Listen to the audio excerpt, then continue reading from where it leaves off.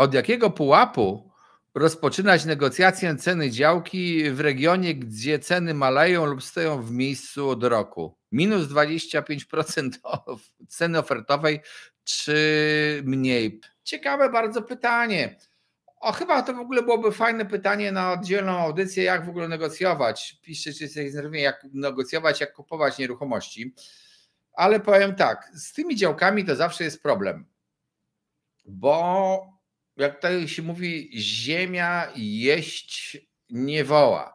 Powiedziałem, że podatki od posiadania ziemi są w zasadzie znikome, niewielkie i ludzie bardzo często mają jakąś działkę, którą może by sprzedali, ale w zasadzie po co ją mają sprzedać i tak ją sobie trzymają, wystawili, a pamiętają ceny jakie były i dlaczego oni dzisiaj mają sprzedać taniej, jak było rok temu drożej.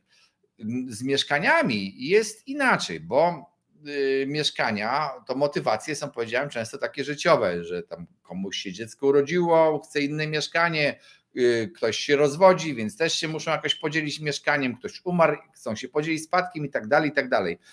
I nie chcą mieć najemcy, nie chcą mieć takiego całego kłopotu, są najemcą, no ale utrzymanie mieszkania co miesiąc trzeba tam zapłacić, nie wiem, to zależy od miejscowości, 500, 1000 ileś złotych do tego czynszu, do administracji już chociażby, no to już jest spory wydatek. Wobec tego ludzie z tymi sprzedażami mieszkań postępują bardziej realnie. Sprzedają te mieszkania dość aktywnie, chociaż nie wszyscy, od razu dodam. I reagują na obniżki ceny. A ci sprzedający działki bardzo często mówią, ja sobie poczekam, to sprzedam nie teraz, to za 2 lata przyjdzie ktoś, bo ziemi nie produkują i to też mają rację. Mieszkanie się starzeje, dom się starzeje, no a ziemia niekoniecznie. I mając to poczucie, oni bardzo często są twardzi w negocjacjach, ale są też wśród nich tacy, którzy chcą jednak sprzedać tę działkę. No a nie wiemy, przystępując do negocjacji, nigdy nie wiemy, od czego zaczynamy. Ja uważam, że to nie ma takiego wskaźnika, czy minus 25%, czy mniej. Spróbować.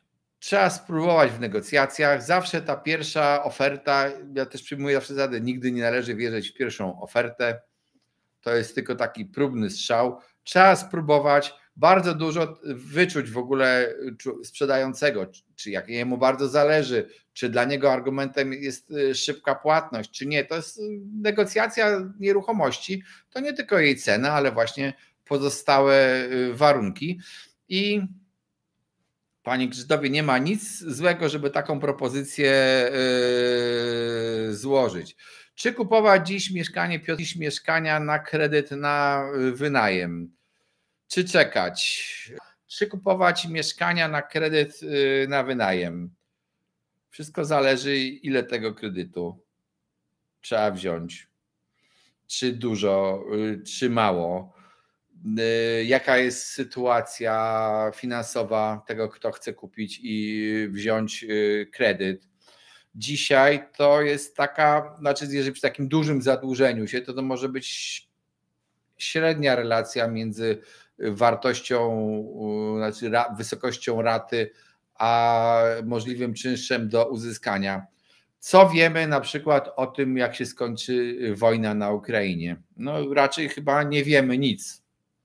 Jeden z wariantów jest taki, że Ukraina odniesie sukces, a potem nie dość, że odniesie sukces, to jeszcze zostanie zalana pomocą pieniężną z Zachodu i tam będzie fajny rynek pracy i tak dalej. To oznaczałoby wtedy, że spora część tych przybyszy z Ukrainy wróci do siebie, a ponieważ ich jest tak dużo, to znaczy, że po prostu popyt na najem spadnie, wobec tego czynsze mogą spaść. To jest jedna z teorii, którą trzeba brać, ale też pamiętajmy pod uwagę, ale pamiętajmy też, że nie powinno się rozpatrywać inwestycji w nieruchomość w horyzoncie czasowym 1 czy tam 2 lat.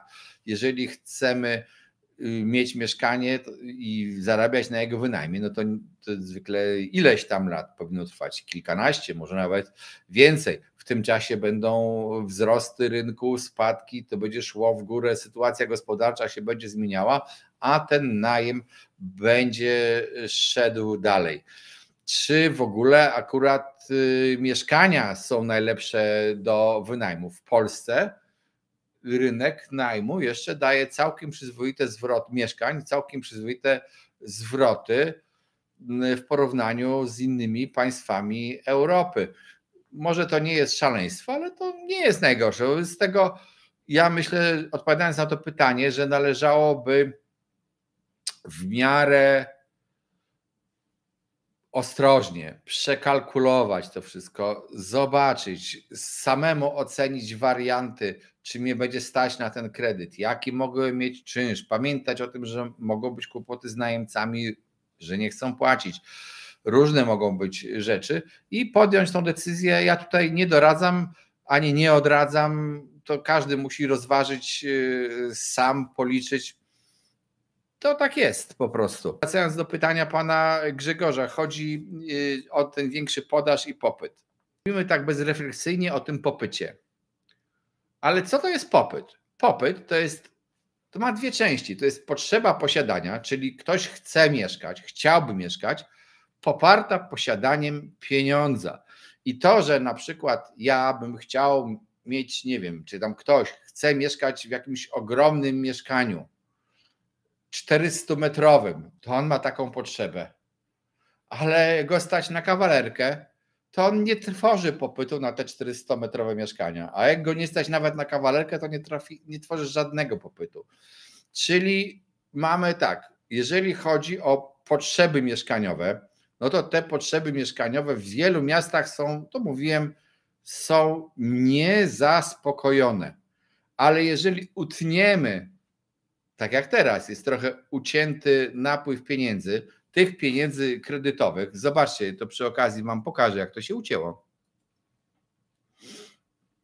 Proszę, to jest akcja kredytowa do lutego zeszłego roku, dane według BIK-u. Końcówka to po prostu spadek, to jest ilość kredytów mieszkaniowych. Było tyle, a jest tyle, to jest 1/3, to jest w ogóle dramat ilości kredytowej, a kredyty, pieniądz kredytowy w 2021 roku był odpowiedzialny za ponad 60% transakcji. To znaczy on sfinansował 60% obrotu na tym rynku. 60%, ale to znaczy transakcji było więcej niż 60%, bo przecież oprócz kredytu to ludzie mieli wkład własny.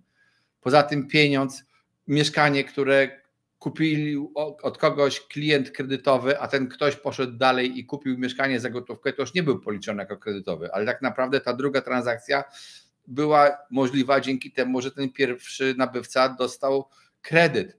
No to tak potężny spadek akcji kredytowej oznacza obcięcie popytu w tej chwili, ale zakładam, że zgodnie z cyklem gospodarczym, bo przecież nic nie trwa wiecznie, te kredyty ruszą, pieniądze ruszą, nowe pieniądze zaczną płynąć. Zresztą banki się do tego przygotowują. Ja myślę, że przejdą na ofertę kredytów o stałym oprocentowaniu. Może nie przez 30 lat, ale przez jakiś czas będzie stałe oprocentowanie, przez dłuższe okresy, jakieś tak jak jest to na świecie. I wtedy ludzie będą sami się decydowali. Wtedy się okaże, czy działki przemysłowe pójdą w górę, czy w dół.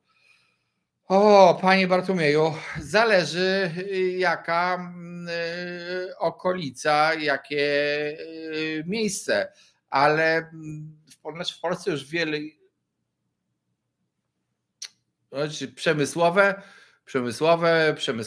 w ogóle takie pod lokale usługowe, czyli pod magazyny, spedycje, różne rzeczy. Wiele takich działek będzie bardziej poszukiwanych. Różnie z tym jest, bo ja znam tereny, gdzie takie działki, jeszcze jest sporo działek wolnych i niektóre od lat stoją wolne, ale mimo że obok coś kupiono, niektórzy chcieli mieć ciężki kawałek chleba z takimi działkami, zachowują się trochę inaczej niż budowlane, no ale wyobraźmy sobie, że na przykład ciągle mówi ten centralny port komunikacyjny, tak, ten węzeł, jeżeli powstanie, no to przecież to nie chodzi o to, żeby tam się zrobić skrzyżowanie szosy z koleją i z lotniskiem, ale to wszystko czemuś służy. Logistyce. Tam może być spory popyt na takie działki.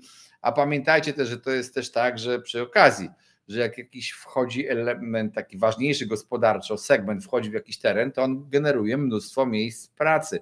Jak no przykład, jeżeli w jakiejś miejscowości w Stalowej Woli otworzą nowy oddział huty, który będzie musiał zatrudnić nowych 1000 osób w tej hucie, to z tymi tysiącami osób, z tym 1000 osób przybędzie jeszcze ich dzieci, ich rodziny. Te rodziny będą chciały chodzić do fryzjera, to będą musieli być dodatkowi fryzjerzy.